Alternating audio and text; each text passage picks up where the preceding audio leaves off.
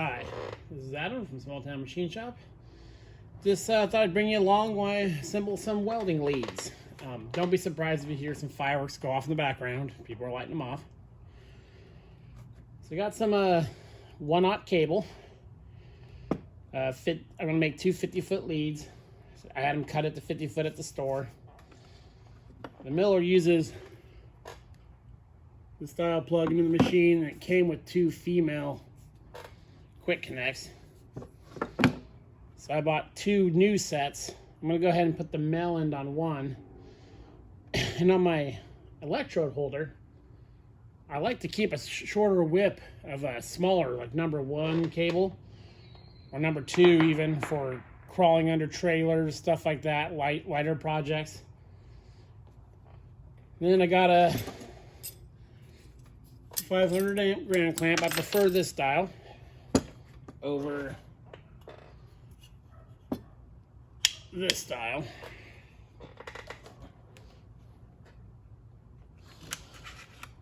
It's all Tweco stuff.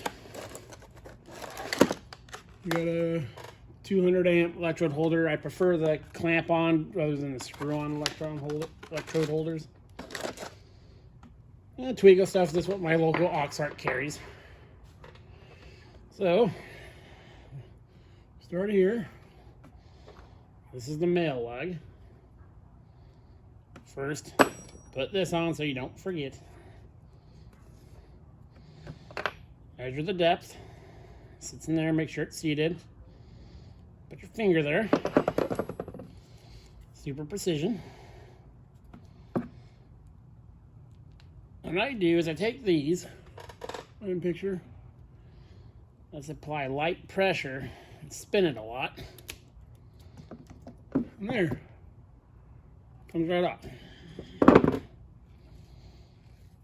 Twisty poo.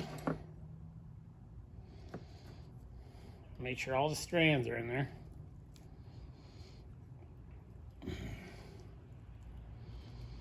Come on. There we go.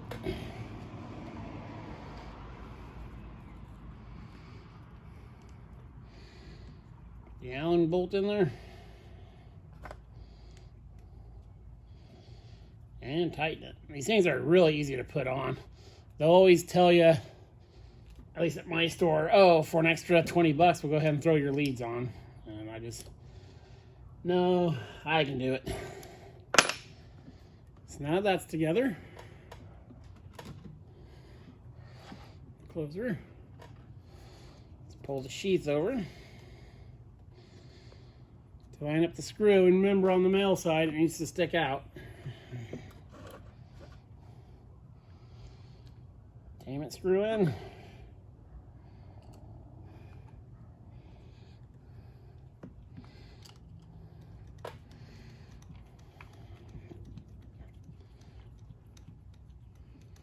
There we go. Make sure it fits into it. And there we go. Nice solid quick connect. Now on your machine, you always want to put the female side. That way if you disconnect it and your machine's on, they can't touch. Like if this was the ground clamp and the electrode, and you clamped them and your machine was on, they couldn't touch like the metal frame of the machine or anything, because that would be bad.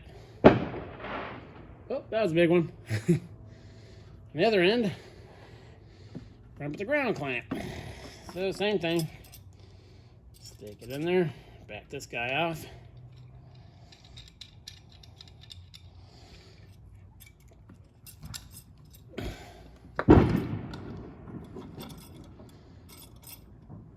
Make a note of it. Actually, my little scratch in there with a screwdriver.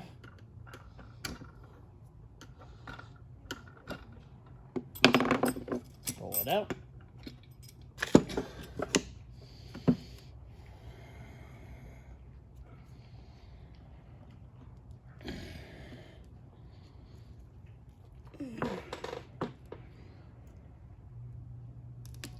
And it pops right off. So this ground clamp uses this little thing that goes in there. It's easier to do these upside down. Slide that in there like so. Slide the cable in there. Oh, don't like that.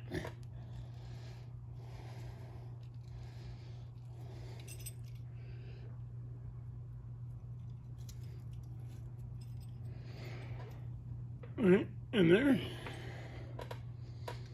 Now there's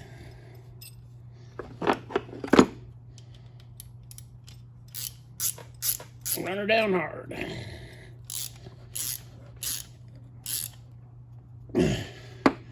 Then I'll check both these ends after some use. Now, this little clamp here. It's kind of roll it around. The gap showing. Channel locks.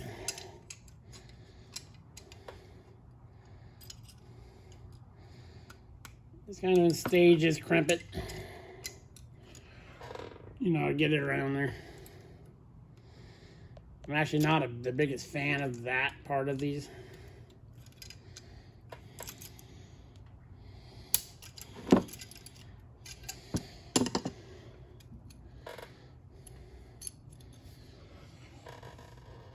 There we go.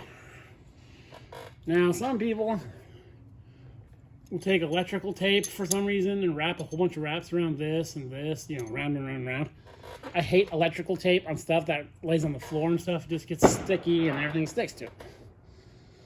So yeah, there's our ground clamp. So yeah, that's all it takes. One cable's done.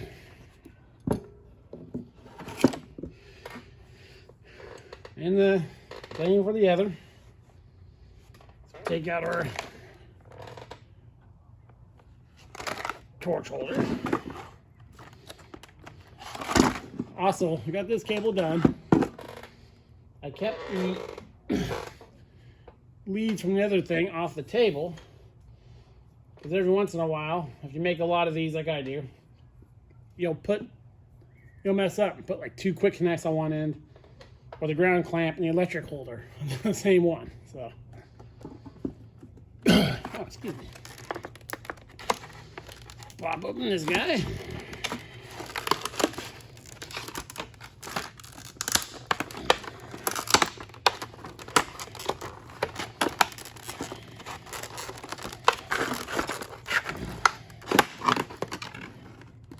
I don't know if I mentioned it, I got 150 and a 300 amp torch as well. Here we go. This guy is the same.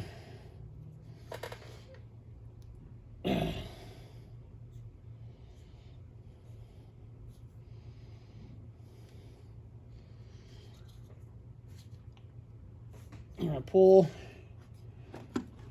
Let's see if I can get that down in there.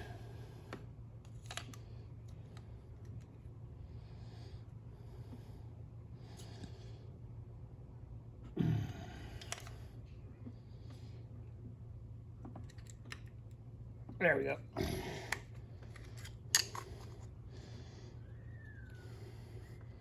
This goes into a detent in the handle. It kind of traps it.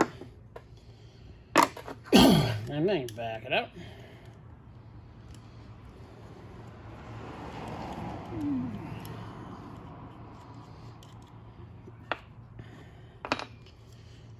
And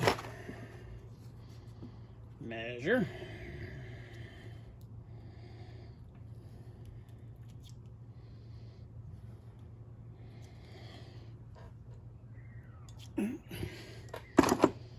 They're all going to go in there about the same.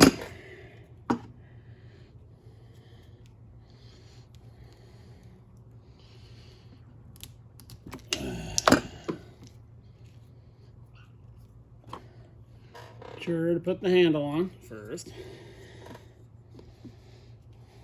Get our cable in there. Get our plug in there. Oops, almost cross-sided it.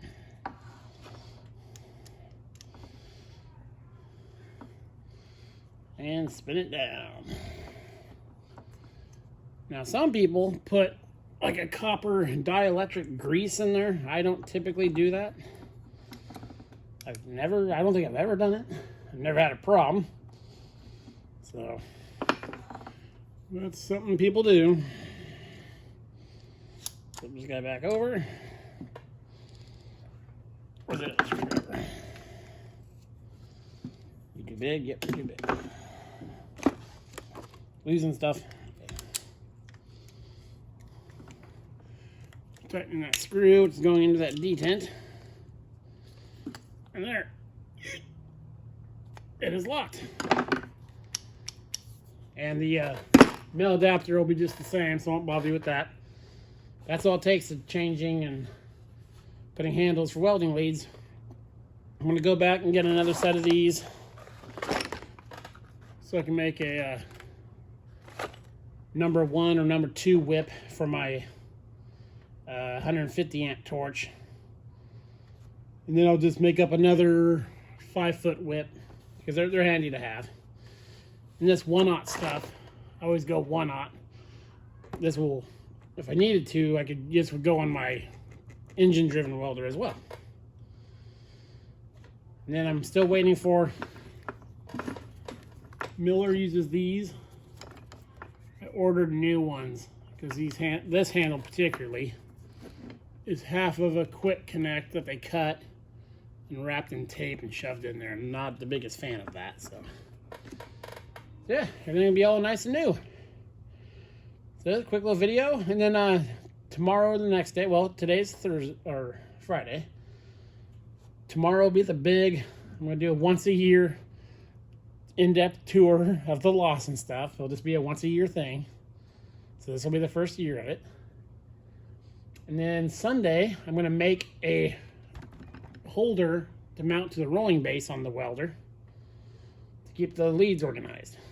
So yeah, this is Adam from Small Town Machine Shop. Please comment, like, and subscribe, and thanks for watching.